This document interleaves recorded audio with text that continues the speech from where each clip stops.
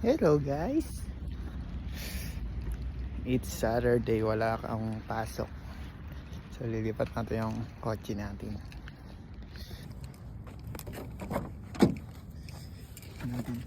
Tulog pa si Mami and Jumpy. So wala tayong masyadong magawa. Kaya nag-video tayo. Hi kay Mami and Jumpy. Yan sila. Nawala si Jumpy po.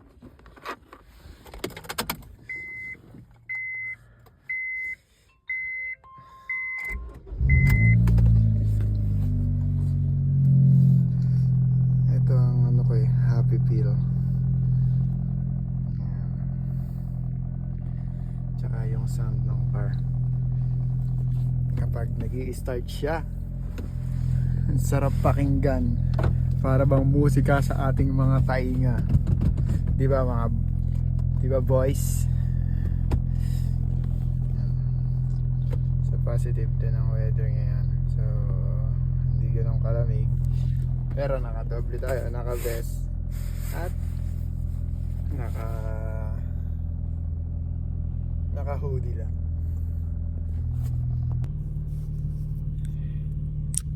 Kung kita nyo ako guys,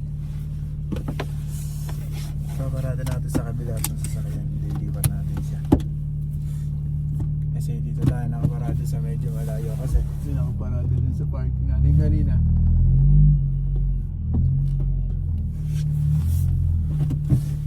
Magsasayad tayo dito, sana hindi. Yun. Oh, sumayad. I heard. Lilipat tayo.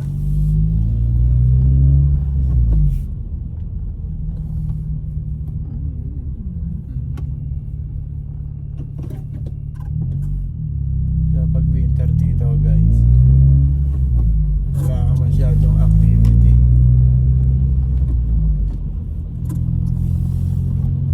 Kasi nga malamig sa labas, hindi ka makapag-basketball, hindi ka makapunta o makatambay sa ibang park.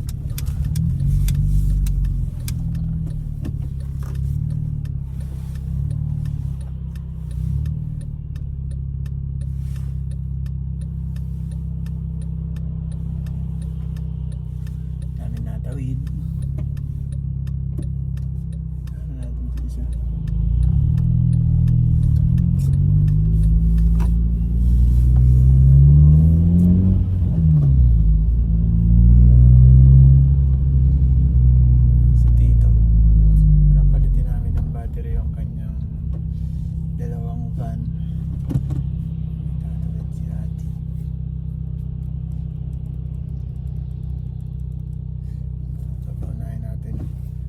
Dito kasi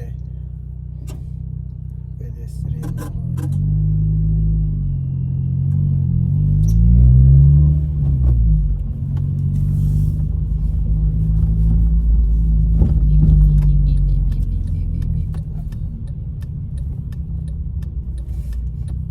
So dito dapat mahusay mag-parallel kasi madalas parallel ang mga parking dito. So advantage natin yun kasi sanay naman tayo sa Philippines mag-parallel parking.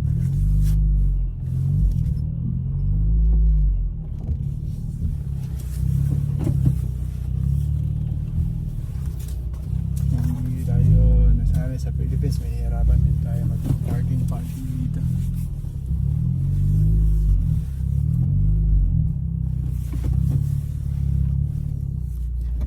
Sikipan.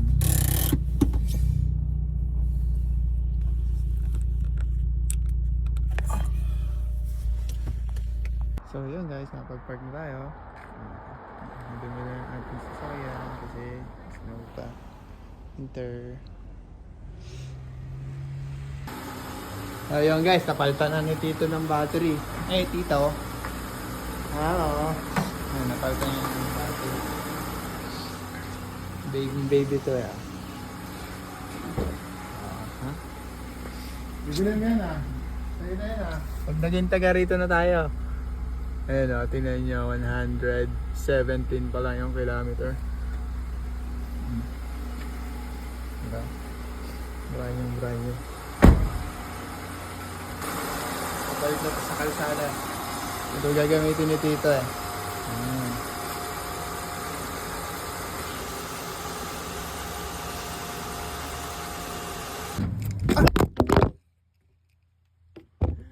Laglag sa ating So guys, nalaglag yung cellphone natin. Nakabit kasi natin to isang battery ni dito. Isang kanilang isang van. So pinagbalit. Kasi yung isang van ni Tito, yung bago pa. Yun yung gagamitin niya muna ngayong winter. Kasi ito, may aayusin kami.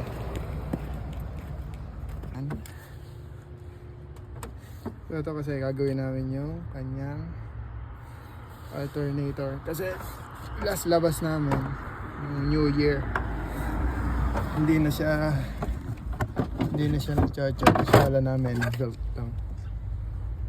So yun pala kailangan ng palitan yung kanyang alternator. So bumigay na. So ito kasi nasa 300,000 kilometer na kasi ito eh. Pero alam niyo naman pag Honda, mga Asian cars, talagang tumatagal sila lalo't naalagaan. Ito kasi nabili na ni Tito to ng gano'n nakataas yung kilometer. So talagang pang daily lang to. Nandito. Pero layo na narating ito. Kung saan na ito nakarating. Nakapag-bump na to, let bridge. Kung saan. Tapos ito rin gamit namin pag nag-grocery kami. Tsaka pag may hinahakot kami. So napaka-reliable na yung sasakyan na to. Oh, nakaslap. So nakikita nyo guys, marami nadaan kasi nasa tabing kalsada kami. Kanina nasa garage tayo. So hindi nakalagay yung truck ni Tita.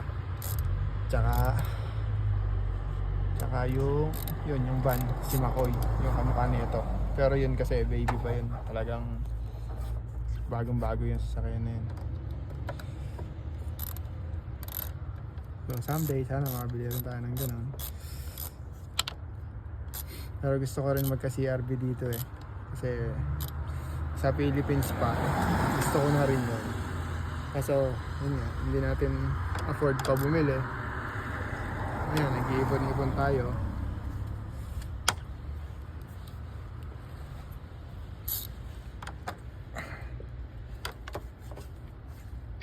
Pag pinala, bibili tayo CRV. Diba? Nakikita natin.